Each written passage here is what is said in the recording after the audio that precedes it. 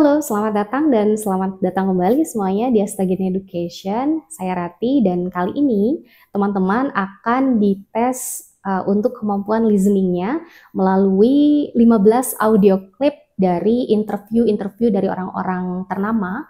Nah, dari sini teman-teman dapat mengetes kemampuan teman-teman apakah levelnya itu beginner, intermediate, atau advance. Nah, karena nanti dari 15 audio clip ini diawali dari yang level beginner terlebih dahulu, kemudian nanti level intermediate, kemudian yang terakhir itu nanti level advance.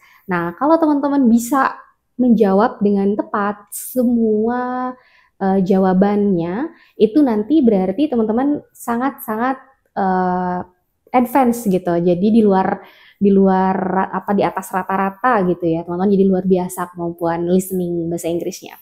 Nah, untuk cara menjawabnya nanti teman-teman akan melihat di layar itu ada audio transkripnya, jadi akan ada tulisan transkrip yang diucapkan oleh di audio klipnya itu akan dituliskan di situ, namun akan ada kata-kata yang dihilangkan. Nah, tugasnya teman-teman adalah untuk mengisi kata-kata yang hilang tersebut.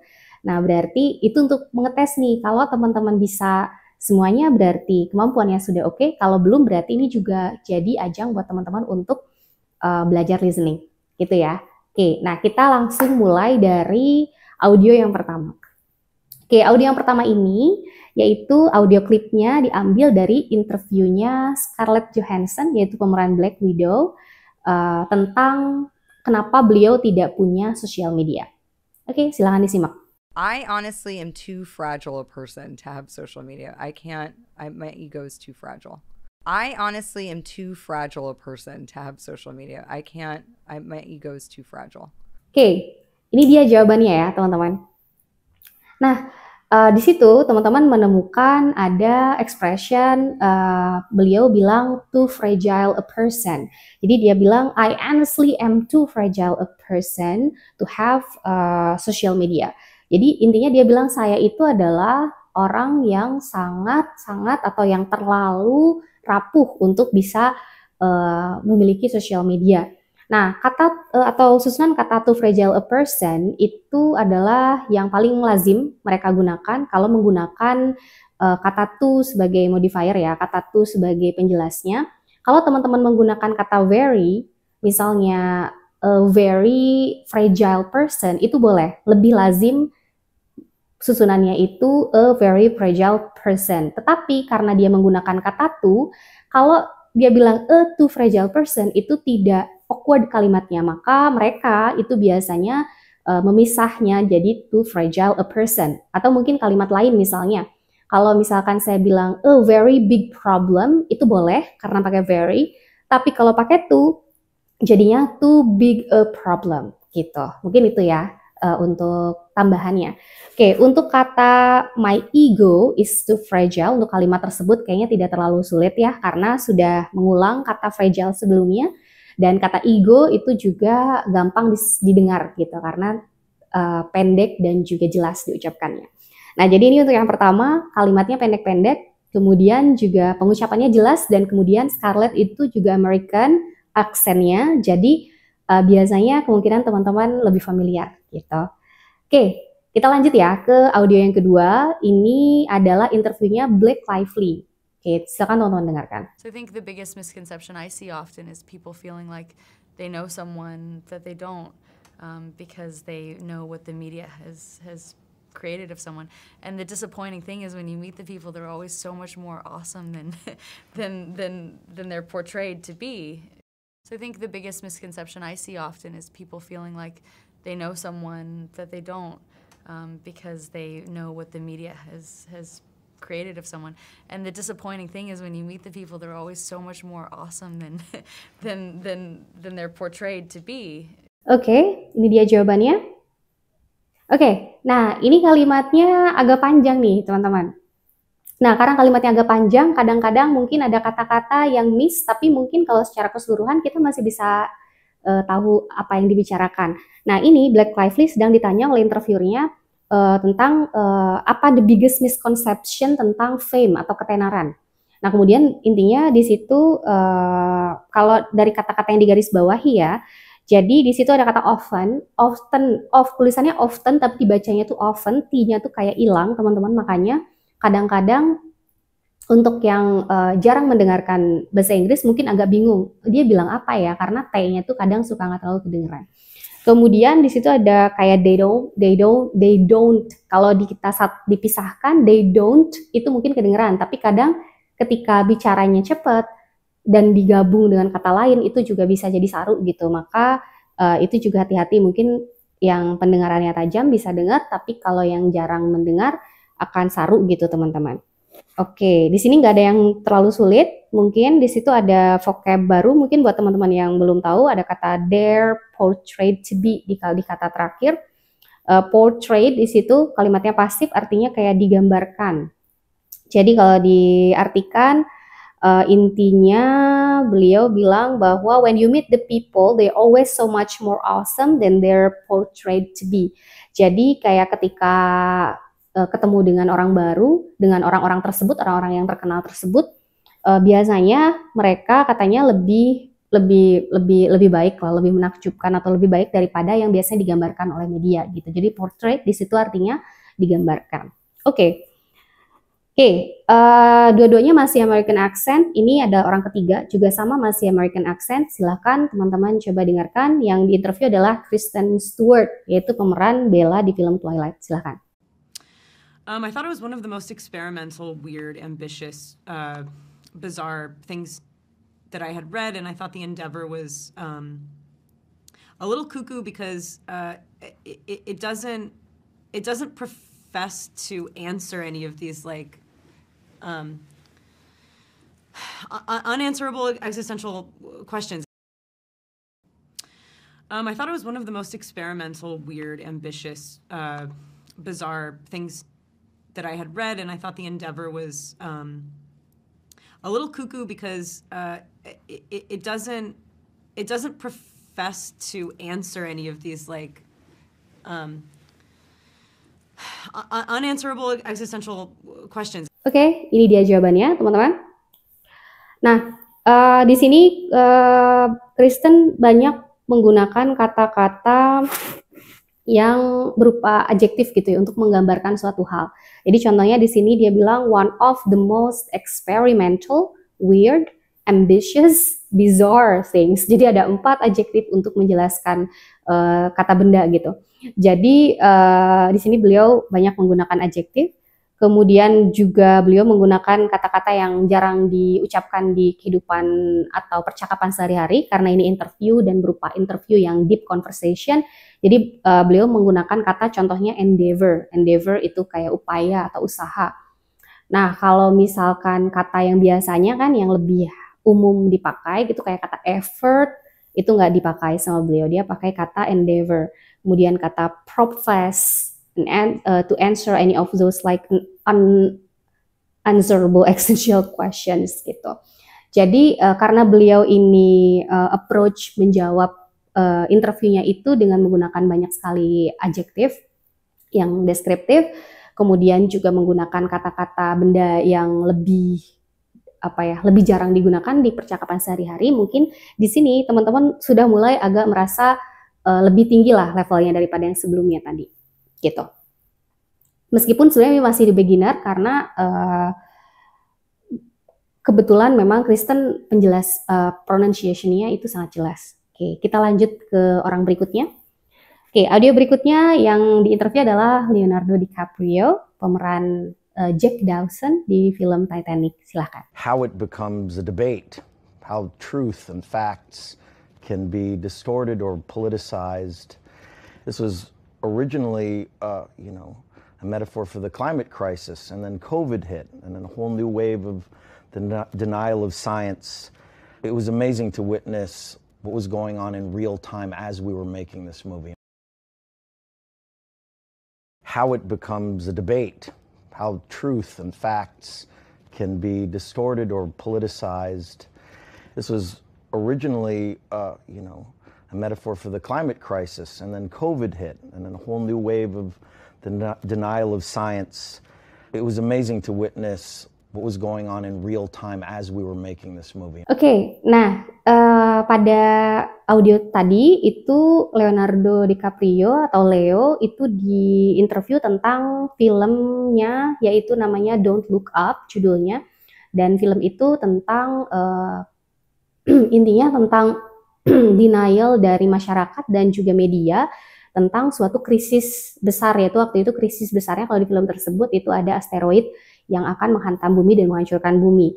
Nah, di sini beliau menjawab intinya sebenarnya film ini adalah untuk metafor untuk climate crisis, jadi untuk krisis iklim, tapi malah karena ada COVID terjadi pada saat itu, jadinya malah film ini malah makin dekat gitu, karena denial dari media dan juga dari masyarakat itu bisa tergambarkan di film ini juga gitu. Nah, jadi di sini kata-kata yang dipakai, contohnya ada kata distorted. Distorted itu artinya buram. Jadi di sini dia bilang how truth and facts can be distorted. Jadi gimana kebenaran dan juga fakta itu bisa jadi buram and politicized dan juga dipolitisasi gitu ketika ada krisis gitu. Nah, jadi ya itu tadinya ini adalah metafor untuk climate crisis, tapi jadinya karena and then the COVID hit and a whole new wave of the denial of science dan lain sebagainya. Di sini kalimat yang dipakai sebetulnya umum, cuma tadi sama seperti Kristen ini lebih seperti tidak sedang ngobrol gitu, lebih seperti interview banget gitu. Jadi kata-kata yang dipakai juga lebih formal gitu. Leo di sini mengungkapkannya. Kita sekarang lanjut ke audio berikutnya ya. Ini yang diinterview adalah Selena Gomez. Silahkan teman-teman dengarkan dulu. To be honest, I'm just grateful that the choices I've made have embraced people, that people have felt seen, and people feel like they can connect to something real and contribute to, if it is rare beauty, to the mental health fund. With every purchase, they buy, a percentage goes to our mental health fund. To be honest, I'm just grateful that the choices I've made have embraced people, that people have felt seen, and people feel like they can connect to something real and contribute to, if it is rare beauty, to the mental health fund. With every purchase, they buy, a percentage goes to our mental health fund. Oke, ini dia jawabannya, teman-teman. Oke, nah sebenarnya di sini tidak ada kata-kata yang terlalu sulit dan sama-sama American accent juga. Hanya mungkin di sini kesulitannya Selena itu punya twang. Kayak twang itu kayak cara ngomong yang beda, yang kayak lebih agak sengau gitu ya. Sebenarnya twang itu bisa berbagai macam, cuman jadi kayak gaya bicara orang yang agak berbeda dari yang lain gitu. Nah, jadi karena dia punya twang sendiri, jadi kalau dia bicara itu mulutnya nggak dibuka full dan suaranya itu agak sengau. Jadi untuk orang-orang yang mungkin bukan native English speaker, mendengarnya agak harus hati-hati gitu aja. Di samping itu tidak ada kata-kata yang terlalu sulit. Have embraced artinya merangkul, kemudian di situ ada percentage artinya persentase, tidak ada yang terlalu sulit ya. Oke. Cuma itu tadi gara-gara ada twangnya mungkin teman-teman akan lebih sulit dibandingkan yang American accent sebelum-sebelumnya tadi. Oke, sekarang kita lanjut ke orang berikutnya yang diinterview itu adalah Zendaya. Oke, silakan teman-teman dengarkan. I kind of started the training process way in over my head because I never really played tennis before. Didn't really know how to hold the racket, didn't know the form, didn't know a thing. And plus at the time I wore glasses, so I could barely see the ball coming at my face. I kind of started the training process way in over my head because I never really played tennis before. Didn't really know how to hold the racket, didn't know the form, didn't know a thing. And plus at the time I wore glasses, so I could barely see the ball coming at my face. Oke, sama seperti Selena, ini juga American accent, tapi Zendaya punya twangnya sendiri. Dan di sini ada juga kata-kata expression atau idiom yang dipakai, yaitu di situ ada way in over my head. Way in over my head artinya jadi seperti kayak kalau kita baca atau kita dengarkan tadi ya, I kind of started the training process way in over my head. Nah, jadi maksudnya way in over my head itu kayak gelagapan, kayak nggak bisa gitu, nggak mampu gitu. Nah, because I never really played tennis before, didn't really know how to hold the racket. Nah, di situ didn't know the foam. Nah, the foam itu juga cara pengucapannya dia menggunakan twangnya sendiri.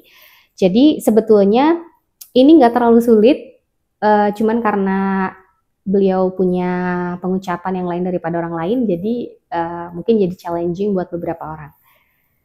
Oke, nah sampai sini nih teman-teman, ini masih masuk beginner level ya. Nah sekarang kita mulai masuk ke intermediate level, karena mungkin beliau-beliau ini yang masuk di intermediate ini, dia bukan American accent, tapi Australian accent.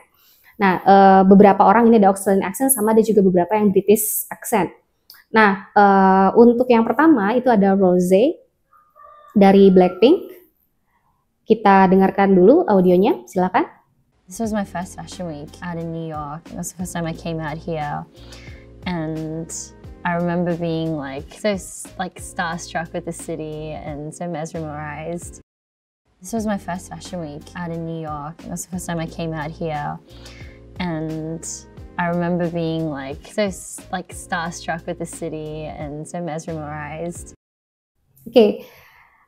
Nah di sini Rosé di interview, tapi dia menggunakan gaya kayak percakapan biasa, jadi kayak casual. Jadi kata-kata yang dipakai oleh beliau di sini juga kata-kata casual, tidak ada yang sulit sebetulnya.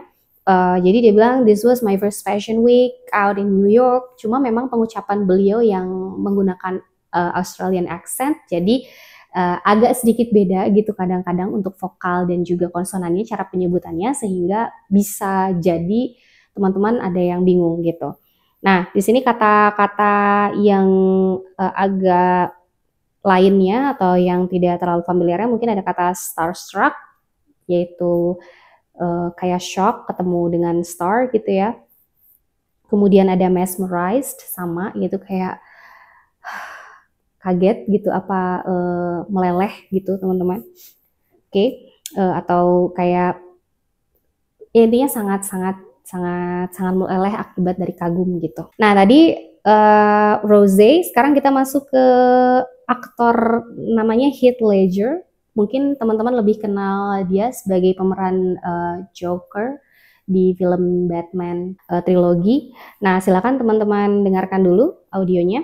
Joker so far is definitely the most fun I've had with any character. It's just out of control. He has no empathy.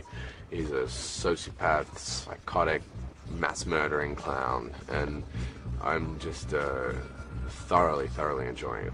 It's exceeded any expectations I've had. Joker so far is definitely the most fun I've had with any character. It's just out of control. He has no empathy. He's a sociopath, psychotic, mass-murdering clown, and I'm just thoroughly enjoying it. It's exceeded any expectations I've had. Oke, ini dia jawabannya teman-teman. Oke, nah ini juga mungkin lebih ke aksennya teman-teman. Di situ kata-katanya tidak terlalu sulit. Beliau menggunakan kata mass murdering clown, itu mungkin yang agak sedikit sulit ya kalau misalnya tidak familiar dengan aksen yang seperti itu. Kemudian di situ beliau menggunakan kata it exceeded any expectations I had, itu masih aman seharusnya. Exceeded di situ artinya kayak melebihi. Jadi ini lebih ke aksen aja ya untuk Heath Ledger ya. Oke, nah sekarang kita masuk ke yang selanjutnya. Ini juga masih aktor dari Australia, namanya Chris Hemsworth, pemeran Thor di Marvel Universe. Silakan didengarkan. I came back in, re-auditioned a few times, and just had a different attitude. Maybe I had a little more sort of motivation that my little brother had got a look in and I hadn't. I also had done a couple of films in between those two auditions, so I had a bit more experience and confidence in what I was going to do. Yeah, I was so excited. I came back in, re-auditioned a few times, and just had a different attitude. Maybe I had a little more sort of motivation that my little brother had got a look in and I hadn't. I also had done a couple of films in between those two auditions, so I had a bit more experience and confidence in what I was going to do. Yeah, I was so excited. Oke, ini dia jawabannya, teman-teman. Oke. Sebetulnya untuk 3 orang ini, mulai dari Rose, kemudian Heath Ledger, kemudian ini Chris Hemsworth, tiga-tiganya itu sebetulnya mereka tidak tik Australian accent-nya itu tidak dipakai secara kalau percakapan mereka dengan orang Australia lagi gitu, karena ini berupa interview dan yang interviewnya bukan orang Australia, mereka kayak menggunakan aksen Australia tapi lebih ringannya gitu. Jadi kemungkinan masih familiar untuk didengarkan, masih enak lah untuk diartikan dan didengarkan oleh kita nih yang nggak biasa misalnya dengar Australian accent. Nah, di sini kata-kata yang dipakai oleh beliau juga tidak terlalu sulit. Di situ hanya itu aja tadi ya. Misalnya di sini ada re-audition, yang kata pertama mungkin agak bingung karena ada kata re-audition. Karena biasanya kan audisi mah ya audisi aja, tapi ini ada re-audition. Nah itu mungkin bisa jadi kesalahan buat teman-teman yang nggak kedengeran ketarinya awalannya. Kemudian untuk yang lainnya tidak ada yang terlalu sulit ya teman-teman. Nanti kalau misalkan ada yang sulit mungkin bisa ditanyakan aja ya. Oke, nah intinya kalau di sini Chris Hemsworth itu menjelaskan tentang bahwa ketika dia audisi Thor, itu dia audisi pertama itu gagal total. Kemudian adiknya Liam itu ikut audisi dan masuk ke 5 besar gitu. Tapi akhirnya Liam juga gagal. Kemudian produsernya atau casting directornya bilang kalau mungkin kalau anak ini agak lebih tua sedikit bisa deh gitu, kayaknya dia terlalu muda deh gitu ke Liam adiknya. Akhirnya manajernya Liam dan sama juga sama manajernya Chris Hemsworth itu bilang anak ini punya kakak kok gitu yang udah lebih dewasa. Nah akhirnya Chris disuruh audisi lagi, dan ketika audisi lagi Chris di situ lebih katanya I came back in, re-auditioned a few times and just had a different attitude. Mungkin attitude-nya, sikapnya berbeda dari yang sebelumnya. Kemudian dia bilang maybe I had a little more sort of motivation that my little brother had got a look in and I hadn't. Jadi dia akhirnya punya motivasi karena wah adik aku aja bisa nih sampai 5 besar, masa aku enggak gitu. Jadi attitude-nya mungkin lebih serius. Dan juga katanya I also had done a couple of films. Dia juga sudah selama proses audisi itu, dari audisi pertama sampai yang audisi keduanya dia itu di sela-selanya dia udah mengerjakan 2 film gitu. Sehingga mungkin dia lebih punya experience dan lebih confident dan akhirnya masuk deh gitu. Jadi Thor. Oke, nah sekarang kita masuk ke yang berikutnya nih teman-teman. Kita akan mulai masuk ke British accent. Di sini audionya itu adalah interview dari Daniel Radcliffe. Teman-teman mungkin taunya Harry Potter ya. Oke, yang pemeran Harry Potter, silahkan. I will say, Alan was somebody, I was so intimidated by Alan Rickman, because how could you not be by that voice? Like, even just hearing that voice, you forget quite how low that voice was until it echoes through you. I will say, Alan was somebody, I was so intimidated by Alan Rickman, because how could you not be by that voice? Like, even just hearing that voice, you forget quite how low that voice was until it echoes through you. Oke, sudah? Oke, ini dia jawabannya. Oke, nah di situ teman-teman, Daniel itu ngobrolin tentang Alan Rickman, tentang Profesor Snape, yang pemeran Profesor Snape.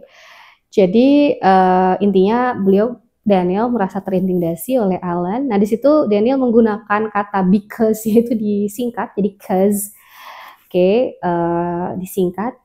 Kemudian mungkin untuk kalimat-kalimatnya itu tidak terlalu sulit. Itu tapi contoh penggunaan British accent ya teman-teman.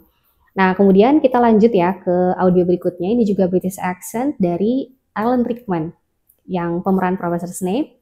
Silakan didengarkan. The 3 young actors, they're all just like their characters. So that was, it's sort of no accident that Emma winds up making a feminist speech at the UN. It was a unique experience and I wouldn't have missed anything for it. And the 3 young actors, they're all just like their characters. So that was, it's sort of no accident that Emma winds up making a feminist speech at the UN. It was a unique experience and I wouldn't have missed anything for it. And Oke, nah ini dia jawabannya, teman-teman. Nah, di sini Alan Rickman ditanya tentang trio Harry Potter itu ya. Nah, kemudian beliau intinya menjawab bahwa the three young actors, they're all like their characters. Jadi di matanya Alan Rickman, tiga anak itu, yaitu berarti ada 3 orang kan di Harry Potter tuh yang jadi pemeran utamanya Harry, Ron, sama Hermione. Di pikirannya dia, yang pemerannya berarti ada Daniel Radcliffe, ada Emma Watson, sama Rupert. Mereka itu persis sama karakternya gitu. Nah, di sini ada dia menggunakan kata actors, young actors. Nah, kalau di Indonesia, aktor itu kan biasanya buat cowok aja nih. Tapi kalau dalam bahasa Inggris, aktor itu untuk cowok bisa, tapi untuk semua orang juga bisa, cowok-cewek ya teman-teman. Tapi kalau actress itu hanya buat cewek gitu. Tapi kalau aktor itu bisa buat cewek, bisa buat cowok gitu kalau di bahasa Inggris. Nah, makanya kalau di bahasa Indonesia kan biasanya aktor tuh buat laki-laki, aktris buat perempuan gitu. Nah, jadi kalau dia bilang three young actors, itu termasuk Emma Watson-nya juga gitu. Jadi termasuk yang perempuannya juga. Oke, terus setelah itu mungkin di sini setelah itu Alan bilang, so that was sort of no accident that Emma winds up making the feminist speech at the UN. Nah, jadi di situ Emma di sini Emma Watson ya, pemeran Hermione di film Harry Potter. Intinya dia ya nggak aneh gitu kalau Emma akhirnya bikin atau pidato gitu ya tentang feminisme di UN. Nah, di UN ini adalah kalau kita bilangnya PBB gitu. Mungkin kalau teman-teman dengar aja dan nggak tahu kalau PBB itu kalau di bahasa Inggris kan biasanya orang menggunakan kata UN, United Nations. Nah, ini mungkin yang akan bingung ketika dengar apa gitu. Tapi kalau yang udah tahu, ini nggak terlalu sulit ya. Oke, gitu. Kemudian dia juga bilang, it was a unique experience and I wouldn't have missed anything for it. Jadi intinya dia bilang mungkin tentang perannya sebagai Profesor Snape, itu adalah experience yang unik dan I wouldn't have missed anything for it. Nah, itu ungkapan, teman-teman, intinya nggak bisa ditukar sama apapun pengalamannya. Kayak gitu. Oke, kita lanjut ya ke orang berikutnya nih, teman-teman. Ini juga masih intermediate. Masuknya British accent yang akan diinterview sekarang adalah Benedict Cumberbatch tentang The Grinch atau perannya sebagai voice karakter lah ya, untuk voice over di film The Grinch sebagai voice karakternya The Grinch-nya. Silahkan. It's one of the chiefest things I get a thrill out of because I don't, to do a voice character for kids who go, you're not the Grinch, and then go, I know just what to do. It's fun. It's just fun. They're going to go, ooh, it's creepy. It's one of the chiefest things I get a thrill out of because I don't, to do a voice character for kids who go, you're not the Grinch, and then go, I know just what to do. It's fun. It's just fun. They're going to go, ooh, it's creepy. Oke. Ini dia jawabannya. Nah, kata pertama mungkin di situ yang nggak terlalu familiar ada kata chiefest. It's one of the chiefest things I get thrills out of. Oke, jadi chiefest di situ artinya sama dengan mungkin dekat lah ya, similar sama kata best. Kayak it's one of the best things gitu. Jadi kayak yang paling gitu. Chiefest di situ yang paling. Jadi kayak the best things atau chiefest things ini hanya pilihan kata aja. Karena dia pengen kata chiefest ya, why not gitu kan. Nah, kemudian di situ ada thrills. Thrills itu kayak sensasi ketegangan, menegangkan. Seru juga bisa. Oke, di sini sebetulnya tidak ada yang sulit hanya karena di situ banyak quotation, artinya beliau banyak impersonate orang lain. Jadi kayak percakapan gitu kayak ini kayak dia bilang tuh to do the voice character for kids who go you're not the Grinch gitu. Jadi dia pura-pura jadi anak tersebut, namanya. Ya, intinya impersonate anak-anak yang bilang gitu ke dia. Kemudian then go I know just what to do menggunakan suaranya The Grinch gitu. Jadi memang ini lebih ke tidak terlalu sulit sebetulnya kata-katanya. Hanya memang karena beliau di sini banyak menggunakan tanda kutip lah ya gitu. Jadi mungkin bisa lost di situ. Oke.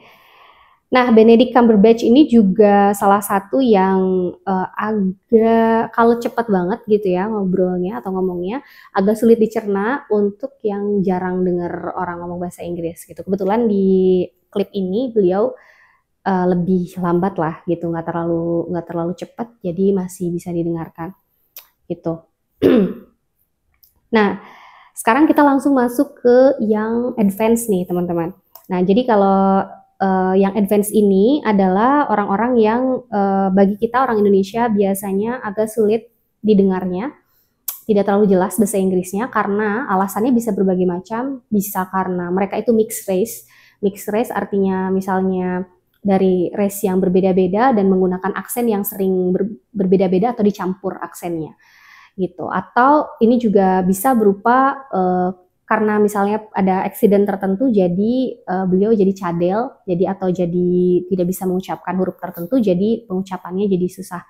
Atau bisa juga karena berasal dari negara yang menggunakan bahasa Inggris tapi bukan bahasa Inggris yang lumrah kita dengar gitu, kayak dari Irish atau dari Wales dan sebagainya. Nah, kita dengarkan yang pertama untuk yang advance itu interviewnya Johnny Depp yang ditanya tentang actingnya beliau. Silakan. It's easier to lose yourself when you, like for example, if you're in a period film and the costume makes you, it changes your posture, it makes you stand a certain way, it makes you feel a certain way. So it's like being wrapped up in the character's skin. And for me, it's always been easier is not the word, more comfortable for me to hide in a character. It's easier to lose yourself when you, like for example, if you're in a period film and the costume makes you, it changes your posture, it makes you stand a certain way, it makes you feel a certain way. So it's like being wrapped up in the character's skin. And for me, it's always been easier is not the word, more comfortable for me to hide in a character. Oke. Nah, ini dia jawabannya, teman-teman. Oke. Nah, untuk Johnny Depp ini memang beliau mengaku bahwa beliau itu shy, pemalu, dan juga jadi kalau bicara itu kadang pelan-pelan gitu, dan memang pengucapannya beliau itu juga kadang kayak kumur-kumur gitu, kayak agak kumur-kumur gitu, dan aksennya memang beliau itu suka ganti-ganti aksen sembarangan, artinya memang karena beliau turunan dari beberapa jenis ras sehingga beliau bisa pakai aksen apa aja gitu, makanya mungkin tidak mirip sama tadi yang sebelum-sebelumnya, baik itu American accent, Australian atau British, tapi lebih kayak punya aksen sendiri gitu, orangnya unik gitu. Oke, di sini nggak ada yang terlalu sulit, mungkin untuk kata-katanya lebih ke mungkin konteks kalimat aja, seperti di situ ada it's easier to lose yourself when you like, for example, in a period film gitu. Nah, a period film itu kayak film atau movie yang period itu jadi kayak zaman dulu, entah itu zaman berapa, entah zaman 80-an, 70-an, bahkan misalnya tahun 1600-an. Jadi film yang zaman dulu, kalau di kita mah mungkin kayak film kolosal gitu, period film tuh. Jadi dia bilang kalau itu lebih mudah bagi dia untuk mengerjakan untuk mengerjakan film jadul gitu. And the costume makes you, it changes your posture. Jadi kostum itu bisa mengubah posturnya dia. Intinya dia bisa lost, bisa sembunyi di karakternya itu. Nah, di situ ada katanya it makes you stand a certain way. Stand a certain way artinya berdiri, jadi kayak tadi it changes your posture. Jadi dengan pakai kostum itu dia jadi posturnya jadi bisa jadi beda. Terus dia juga jalannya, berdirinya juga a certain way dengan cara tertentu. Jadi nggak kayak dia lah gitu. So it's like being wrapped up in the character's skin. Jadi kata beliau itu kayak dibungkus oleh skin dari karakter tersebut, di kulit karakter tersebut. Jadi dia bisa hide di situ gitu. Nah, di situ dia bilang katanya it's always been easier, tapi not easier, tapi mungkin lebih kata-katanya adalah more comfortable katanya untuk hide di karakter-karakter tersebut gitu. Jadi itu untuk Johnny Depp, teman-teman. Nah, sekarang kita masuk lagi ke interview selanjutnya, yaitu ini yang bicara adalah Mike Tyson. Oke, atlet ya, mantan atlet tinju profesional. Oke, dia ditanya tentang kenapa dia dulu sempat ngegigit kuping dari lawannya ketika main tinju. Silakan didengarkan. I got very frustrated and discouraged and stuff, and he was headbutting me, and I was really mad, and I didn't know what to do, and I just exploded, and I bit his ear. And no, matter of fact, I bit it twice, and I'm truly sorry. I got very frustrated and discouraged and stuff, and he was headbutting me, and I was really mad, and I didn't know what to do, and I just exploded, and I bit his ear. And no, matter of fact, I bit it twice, and I'm truly sorry. Oke, ini dia jawabannya. Oke, nah teman-teman, untuk Mike Tyson ini, beliau memang katanya agak susah mengucapkan huruf S. Jadi dia punya lisps. Lisps itu kayak cadel karena katanya bibir bawah sama bibir atasnya pernah luka karena jatuh waktu kecil. Gitu. Makanya kadang ada kata-kata yang sulit didengar gitu. Dan untuk aksennya sendiri, karena beliau asalnya dulu tinggalnya lama di New York, jadi lebih ke New York banget gitu. Tapi ya itu tadi, karena beliau itu punya cadel dan akhirnya jadi mungkin tidak terlalu jelas gitu kata-katanya. Nah, makanya kalau teman-teman tadi bisa dengar semuanya, itu berarti udah hebat banget. Jadi di situ ada katanya dia bilang, I got very frustrated and discouraged and stuff. Discouraged artinya kayak hilang semangat. Kemudian and he was headbutting me. Jadi si oponennya atau si lawannya itu headbutt. Headbutt itu berarti menyundul. And I was really mad. I didn't know what to do. And I just exploded. Exploded artinya marah. And I bit his ear. Karena dia marah, dia bit. Bit itu dari kata bite. Kalau verb satunya berarti verb duanya bit, menggigit ya. I bit his ear. Jadi digigit gitu telinga lawannya. No, matter of fact, I bit it twice. Katanya, oh enggak, tapi sebenarnya 2 kali saya gigit gitu. And I'm truly sorry. Gitu ya. Jadi di situ Mike Tyson termasuk yang agak sulit karena memang itu tadi ada lispsnya. Oke, kita lanjut ke terakhir nih teman-teman. Untuk yang terakhir ini dia bukan public figure yang terkenal seperti yang lain, tapi lebih ke ini profesor nih teman-teman, salah satu profesor yang kebetulan dari Irlandia, jadi dia Irish. Ini beliau sedang ditanya tentang fairy encounters. Jadi tentang fairy encounters itu kayak penemuan atau pernah nemu peri, teman-teman. Jadi ya folklore lah tentang kayak kalau kita tentang dongeng, karena dongeng-dongeng di Irlandia itu kan banyak gitu ya, salah satunya tentang peri, tentang leprechaun, tentang peri-peri gitulah ya, banyak gitu. Dan akhirnya beliau itu bikin buku, dan di bukunya itu intinya beliau cerita juga bahwa beliau juga pernah punya pengalaman ketemu peri gitu. Nah ini dia interviewnya. The story is from 1985 when I was at the beginning of my 30s. I'd just broken up with a beloved and long-term girlfriend and was rather broken-hearted. And so I went on the road as a tour guide for most of the summer.